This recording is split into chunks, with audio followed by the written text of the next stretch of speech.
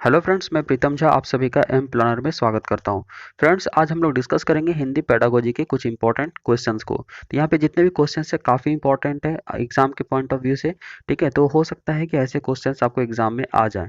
तो यहाँ पे हमने टोटल 11 क्वेश्चंस को लिया है, तो आपको इसे सॉल्व करना है। ठीक है, और लास्ट में आपको बताना है कि आपने कितना स्कोर गेन किया। ठीक है, तो चलिए शुरू करते हैं। तो देखिए, हमारा जो पहला क्वेश्चन है कहता है कि समावेशी कक्षा में बच्चों की आवश्यकताओं को पूरा करने में भाषा शिक्षक के रूप में आपकी मुख्य जिम्मेदारी नहीं है। ठीक है, तो यहाँ पे देखिए नहीं लिखा हुआ है, तो कौन सा जो है भाषा शिक्षक के रूप में आपकी मुख्य जिम्मेदारी नहीं होनी चाहिए, वही आपको यहाँ पे आंसर करना है। ठीक है, चलिए हम लोग एक बैक टू बैक सबको देखते हैं। तो देखिए, सबसे पहले कहता है कि बच्चों की भाषा संबंधी क्षमताओं का पहचान करना। ठीक है, उसके बाद है दूसरा, बच्चों को विभिन्न प्रकार की दृश्य श्रव्य सामग्री उपलब्ध कराना। तीसरा है बच्चों का आकलन करते समय अति उदार बनना। और चौथा है विभिन्न आवश्यकताओं वाले बच्चों के लिए उपलब्ध संसाधनों की खोज करना। ठीक है, तो देखिए, जब कोई भी चीज अति होता है, ठीक है, तो अति क्या होता है कि वो निगेटिव हो जाता है। तो यहाँ पे हमको क्या है, नहीं है, तो नहीं है तो इसका मतलब क्या है, क्वेश्चन आपका निगेटिव आंसर यहाँ पे आपको देना है। तो यहाँ पे अति देखे कहाँ है, यहाँ है, तो ये आपका निगेटिव हो जाता है, इसलिए हमारा राइट आंसर क्या हो जाता है, थर्ड नंबर। और ऐसे भी अगर आप एनालिसिस करेंगे तो फर्स्ट, सेकेंड और फोर बिल्कुल करेक्ट है। ठीक है, यानी बच्चों की भाषा संबंधी क्षमताओं की पहचान करना बिल्कुल सही है।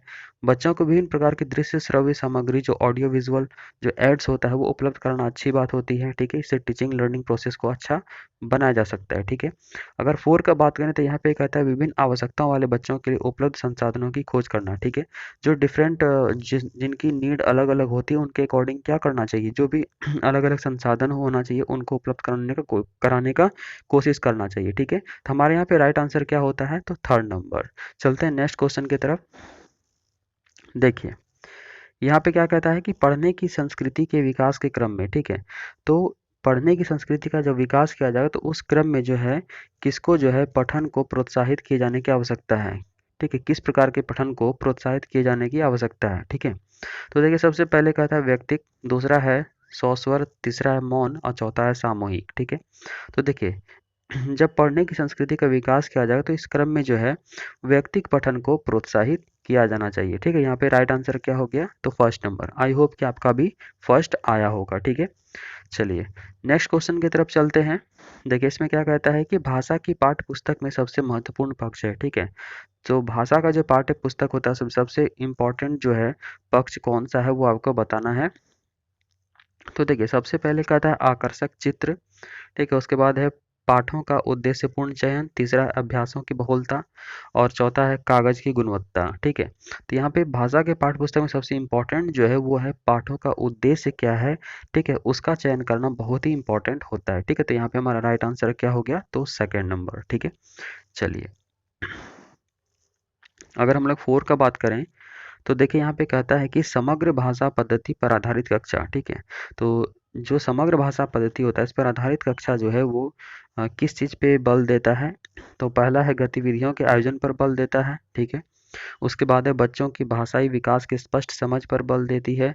तीसरा है बाल साहित्य को पढ़कर सुनाने पर बल देती है और चौथा है सभी भाषाओं को सीखने पर बल देती है। तो यहाँ पे इसका राइट आंसर क्या होगा आपको बताना है। ठीक है, तो देखिए, इसका राइट आंसर यहाँ पे हो जाएगा सेकेंड नंबर। ठीक है, यानी कि बच्चों के भाषाई विकास की स्पष्ट समझ पर बल देती है। ठीक है, तो यहाँ पे केवल गतिविधि की बात हो रही है, गतिविधि के आयोजन पर बल देती है। जब भाषा आधारित कक्षा है तो वहाँ पे केवल गतिविधि जो है आपका इफेक्टिव नहीं होगा। तो यहाँ पे क्या होना चाहिए कि भाषाई विकास की स्पष्ट समझ पर वो बल दिया जाए तो ये ज़्यादा बेटर होता है। उसके बाद अगर थर्ड का बात करें तो बाल साहित्य को पढ़कर सुनाने पर, यहाँ पर सुनाने की बात हो रही है खाली। ठीक है, फोर का बात करें तो यहाँ पे है सभी भाषाओं को, यहाँ पे सभी लिखा हुआ है इसलिए क्या बनाता है, इसे नेगेटिव बनाता है। ठीक है, तो यहाँ पे हमारा राइट आंसर क्या होता है, तो सेकेंड नंबर। चलिए देखिए, अब नेक्स्ट क्वेश्चन में क्या कहता है कि बच्चों की मौखिक अभिव्यक्ति के विकास का अर्थ यह नहीं है। ठीक है, तो कौन सा अर्थ यहाँ पे नहीं है मौखिक मौखिक अभिव्यक्ति का आपको बताना है। तो पहला है वाद विवाद में बेझिझक होकर बोलना, दूसरा है कहानी सुनकर शब्दशः दोहराना, तीसरा है अपनी कल्पनाओं की मौखिक अभिव्यक्ति, चौथा है बातचीत में सक्रिय भागीदारिता का निर्वाह करना। ठीक है, तो देखिए फर्स्ट में जो है वाद विवाद में बेझिझक होकर बोलना, तो ये तो अच्छी बात है। तो यहाँ पे देखिए आपको लिखा हुआ नहीं, तो नहीं है जब लिखा हो तो हमको आंसर कैसा फाइंड करना है, निगेटिव। ठीक है, तो निगेटिव फाइंड करने के लिए आपको नेगेटिव वर्ड को ढूंढना पड़ेगा। तो देखिए जहाँ पे दोहराना, रटना, कंठस्थ करना होता है वो सब क्या होता है, नेगेटिव होता है। तो ये हमारा यहाँ पे नेगेटिव वर्ड आता है। तो हमारा क्वेश्चन के अकॉर्डिंग जो राइट आंसर है वो हो जाएगा हमारा सेकेंड नंबर। ठीक है। अगर थर्ड का बात करें तो अपनी कल्पनाओं को मौखिक अभिव्यक्ति, अपनी कल्पनाओं को जो है या का मौखिक अभिव्यक्ति। ठीक है। तो ये तो बिल्कुल सही बात है, जो आप सोच रहे हैं ठीक है उसको आप मौखिक रूप से व्यक्त कर पा रहे हैं, तो ये अच्छी बात है। चौथा का बात करें तो बातचीत में सक्रिय भागीदारिता, तो सक्रिय भागीदारिता तो अच्छी बात है। ठीक है। आपको आंसर कैसा फाइंड करना था, निगेटिव, जो कि सेकंड नंबर है। चलिए देखिए इसमें क्या कहता है, भाषा की कक्षा में यह जरूरी है कि, ठीक है, तो भाषा की कक्षा जो होती है उसमें क्या जरूरी है, तो भाषा शिक्षक भाषा का पूर्ण ज्ञाता हो। दूसरा है भाषा शिक्षक बच्चों की उच्चारणगत शुद्धता पर विशेष ध्यान दे। ठीक है। तीसरा है भाषा शिक्षक बच्चों की वर्तनी को बहुत कठोरता से ले। और चौथा है स्वयं भाषा शिक्षक की भाषा क्या हो, तो प्रभावी हो। ठीक है। तो देखिए यहाँ पे अगर हम लोग बात करें तो फर्स्ट में कहता है कि भाषा का पूर्ण ज्ञाता हो। तो पूर्ण ज्ञाता देखिए कोई भी किसी चीज़ का नहीं हो सकता, तो ये एक निगेटिव वे में जा रहा है, इसको हटा देंगे। ठीक है। सेकंड का बात करें तो भाषा शिक्षक बच्चों की उच्चारणगत शुद्धता पर विशेष ध्यान दे। चलिए इसको हम कंसिडर कर सकते हैं थोड़ी देर के लिए। उसके बाद है भाषा शिक्षक बच्चों की वर्तनी को बहुत कठोरता से ले, यहाँ पे कठोरता वर्ड है, इसको हम लोग हटा देंगे। ठीक है। उसके बाद है स्वयं भाषा शिक्षक की भाषा प्रभावी हो। ठीक है। तो ये भी अच्छी बात है। तो अगर हम यहाँ पे दो और तीन, दो और चार दोनों ही अच्छा लग रहा है, तो यहाँ पे आप क्या करेंगे, कंपैरिजन करेंगे। ठीक है। तो यहाँ पे देखिए केवल उच्चारणगत शुद्धता, मतलब शिक्षक जो उच्चारण खाली सही कर रहा है, और यहाँ पे कह रहा है शिक्षक का भाषा जो वो इफेक्टिव हो, माने बच्चे पर उसका असर करे। तो ज्यादा बेहतर कौन लग रहा है, तो ऑब्वियस है कि 4 नंबर लग रहा है। ठीक है। तो इसका राइट आंसर क्या हो गया, तो 4 नंबर। तो इसी तरह से आपको एग्जाम में भी ऑप्शंस को हटाना है और सही ऑप्शंस तक पहुंचना है। ठीक है। फ्रेंड्स वीडियो अच्छा लग रहा हो तो एक बार सभी आप लोग लाइक कर दीजिए, इससे हमें मोटिवेशन मिलता है और आपके लिए अच्छे वीडियोस लाने की कोशिश करते हैं। ठीक है। और आप फर्स्ट टाइम विजिट किए हैं तो सब्सक्राइब जरूर कीजिएगा और इसे अपने फ्रेंड्स में शेयर कीजिएगा। ठीक है। चलिए देखिए इसमें क्या कहता है कि प्राथमिक स्तर पर बच्चों की भाषाई क्षमताओं का विकास करने का अर्थ है। ठीक है। तो प्राथमिक स्तर पर जो बच्चे की भाषाई क्षमता का विकास करने का जो मीनिंग है, वो अर्थ है, वो क्या है, तो पहला है भाषाई संरचनाओं पर अधिकार। दूसरा है भाषाई प्रयोग की कुशलता पर अधिकार। तीसरा है भाषा अनुकरण की कुशलता पर अधिकार। चौथा है भाषिक नियमों पर अधिकार। ठीक है। तो देखिए यहाँ पे अगर हम फर्स्ट का बात करें, प्राथमिक कक्षा के बच्चे हैं, तो यहाँ पे पहला कहता है भाषिक संरचनाओं पर अधिकार। तो प्राथमिक कक्षा के बच्चे बच्चे जो होते हैं बहुत छोटे होते हैं। ठीक है। उनकी मेंटल एबिलिटी इतनी नहीं होती कि वो स्ट्रक्चर को अच्छे से समझ पाए। तो फर्स्ट हमारा रॉन्ग हो जाएगा। तो यहाँ पे भाषा प्रयोग जो है बिल्कुल करेक्ट हो गया कि बच्चे को यहाँ पे केवल भाषा प्रयोग की कुशलता पर अधिकार होनी चाहिए। ठीक है। किस भाषा को कैसे प्रयोग करना चाहिए किस सिचुएशन में, तो वो केवल उसे समझाया जाता है। तो यहाँ पे अनुकरण, रटना, ये सब तो नेगेटिव होता है, इसे देख के ही आप हटा देंगे। उसका नियमों पर अधिकार देखिए नियमों पर अधिकार जो है ये कहीं भी मिले आपको तो ये एक नेगेटिव वे में जाता है। ठीक है। तो ये हमारा क्या हो गया, नेगेटिव। तो हमारा राइट आंसर क्या होता है, तो सेकेंड नंबर। ठीक है। चलिए अब देखिए इस क्वेश्चन में क्या कहता है कि व्याकरण शिक्षण की आगमन विधि की विशेषता है। ठीक है। तो आगमन विधि को इंग्लिश में क्या कहते हैं, इंडक्टिव मेथड। ठीक है। तो इंडक्टिव मेथड अगर आपको पता है तो इसका आसानी से आंसर कर सकते हैं। तो सबसे पहला कहता है कि पहले नियम बताना। दूसरा है पहले नियम का विश्लेषण करना। तीसरा है पहले मनोरंजन गतिविधियां करना। ठीक है। उसके बाद है पहले उदाहरण प्रस्तुत करना। तो यहाँ पे इसका राइट आंसर क्या होगा आपको बताना है। तो देखिए फ्रेंड्स जो इंडक्टिव मेथड होता है, आगमन विधि होता है, उसमें किधर से जाते हैं, इसमें उदाहरण से किधर जाते हैं, तो नियम की ओर जाते हैं। यानी कि पहले क्या करेंगे, छोटे छोटे एग्जाम्पल देंगे, उसके बाद क्या करेंगे, नियम बनाएंगे। जैसे कि आप संज्ञा का भेद बताना है तो क्या करेंगे, पहले बहुत सारे ऑब्जेक्ट का जो भी है उसका नाम देंगे, चाहे नदी हो, पहाड़ हो, ठीक है, चाहे व्यक्ति का नाम हो, चाहे गाय हो, जो भी हो।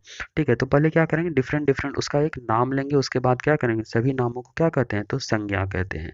तो इस तरह से क्या करेंगे, उदाहरण से किधर जाएंगे, तो नियम की ओर। एक बार जब नियम बन गया तो बच्चे इसे समझने लगते हैं। ठीक है। तो वही है, पहले क्या करेंगे, उदाहरण देंगे, उसके बाद हम किधर जाएंगे, तो नियम की ओर जाएंगे। ठीक है। तो ये हो गया। तो हमारा राइट आंसर क्या हो गया यहाँ पे, तो 4 नंबर।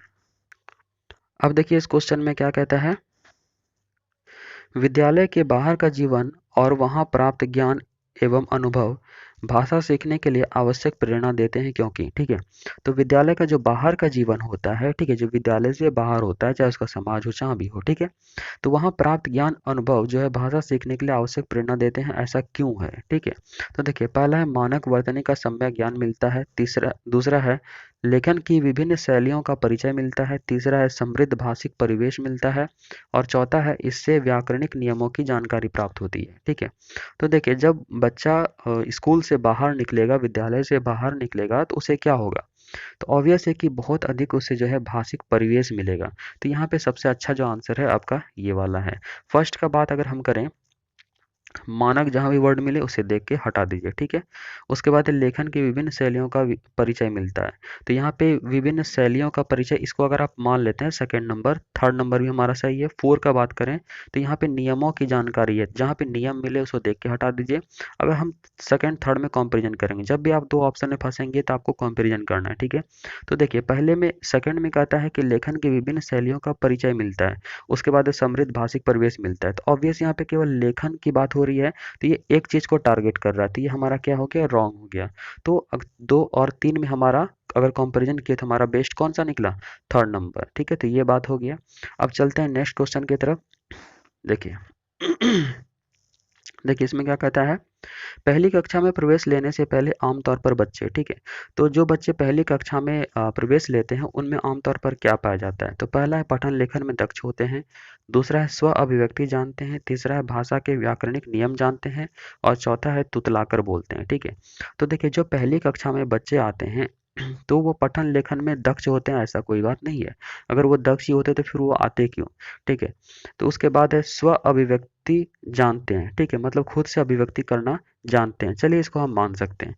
उसके बाद है भाषा के व्याकरणिक नियम जानते हैं। तो व्याकरणिक नियम जहां भी मिले उसे देख के हटा दीजिए। तुतलाकर बोलते हैं, तुतलाकर बोलते हैं, ऐसा कोई बात नहीं है, ठीक है।